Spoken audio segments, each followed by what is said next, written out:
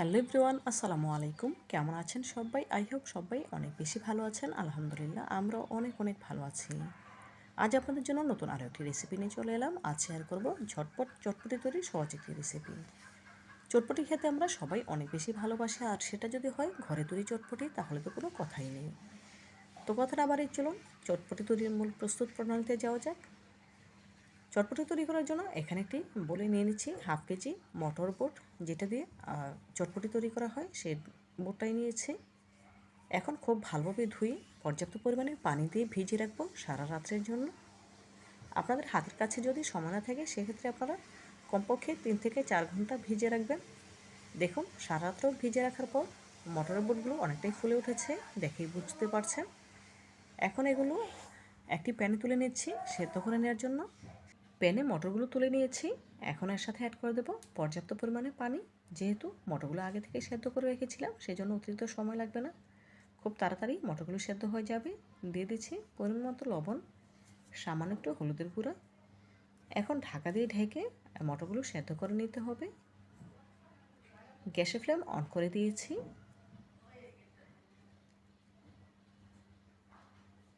দেখুন এই পর্যায়ে মটরগুলো সেদ্ধ হয়ে গিয়েছে, ঢাকা তুলে নেব। আপনাদের দেখে দেবো কতটা সেদ্ধ হয়েছে। দেখুন মটরে যে ঝোলের পানিটা দিয়েছি সেদ্ধ হওয়ার জন্য, পানিটাও কিন্তু অনেকটাই শুকিয়ে এসেছে, তবে কিছুটা পরিমাণে পানি আছে। এই অবস্থাতেই নামিয়ে নিতে হবে। মটরগুলো যখন সেদ্ধ হবে তখন কিন্তু আরও পানিটা টেনে নেবে। এখন তেঁতুলের টক তৈরি করে নেব। এখানে 150 গ্রাম তেঁতুল নিয়েছি। এর সাথে সামান্য একটু পানি অ্যাড করে দিয়ে তেঁতুলের টকটা বের করে নেব। খুব বেশি পরিমাণে পানি অ্যাড করব না। দেখুন খুব ভালোভাবে মেখে নিচ্ছি। এভাবে করে মেখে নিলে খুব সহজেই তেঁতুল থেকে টকটা বের হয়ে আসবে। দেখুন তেঁতুলের টক বের করে হয়ে গিয়েছে। এখন তেঁতুলের যে বিচি বা ছাবাগুলো আছে সেগুলো তুলে নেব।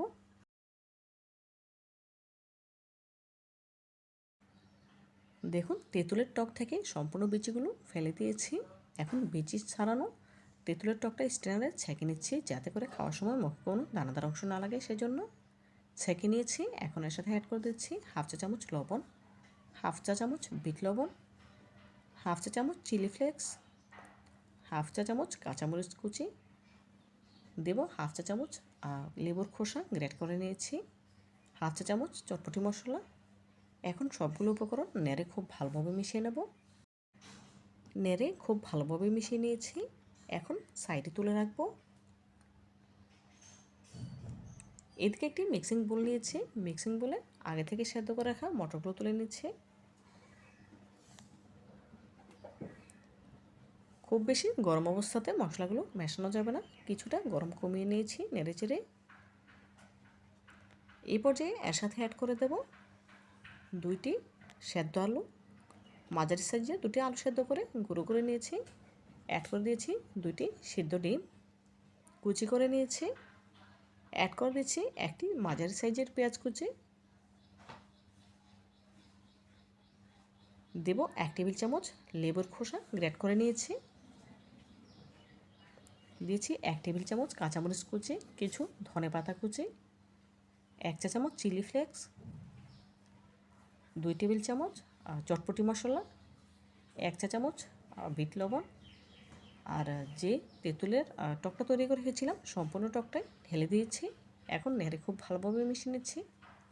দেখুন খুব ভালোভাবে নেড়ে মিশিয়ে নিচ্ছি। চটপটি তৈরি করা একদম সহজ, একেবারে অল্প উপকরণে ঝটপট তৈরি করা যায়, আর খেতে হয় অসম্ভব মজার। ঘরেই যদি এভাবে পারফেক্ট চটপটি তৈরি করা যায় তাহলে আর বাজার থেকে চড়া দামে কেনার কোনো প্রয়োজন নেই। আর ঘরে তৈরি চটপটি তো অবশ্যই স্বাস্থ্যসম্মত আর খেতেও অসম্ভব মজার। দেখুন সবগুলো উপকরণ মিশিয়ে নিয়েছি। এখন ওপর থেকে পরিবেশনের জন্য দিয়ে দিচ্ছি কিছু শসা কুচি, দেব কিছু ধনেপাতা কুচি, কিছু কাঁচামরিচ কুচি, দেব চিলি ফ্লেক্স,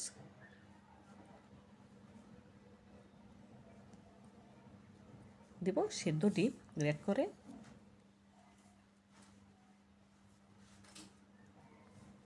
ওপর থেকে দেব তেঁতুলের টক যেটা আমি আগে থেকে তুলে রেখেছিলাম।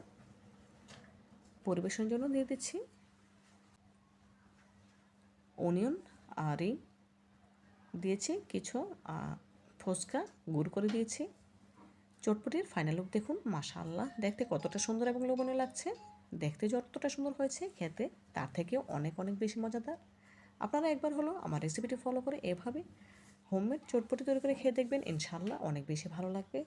তো বন্ধুরা, আজকের মতো বিদায় নিচ্ছি। দেখা হবে নতুন কোনো দিনে নতুন কোনো রেসিপিতে। ভালো থাকবেন সবাই, আর আমার জন্য দোয়া করবেন যেন প্রতিনিয়ত এমন আরও নতুন নতুন রেসিপি আপনাদের উপহার দিতে পারি। পরবর্তী ভিডিও দেখার আমন্ত্রণ জানিয়ে আজকের মতো বিদায় নিচ্ছি। আল্লাহ হাফেজ।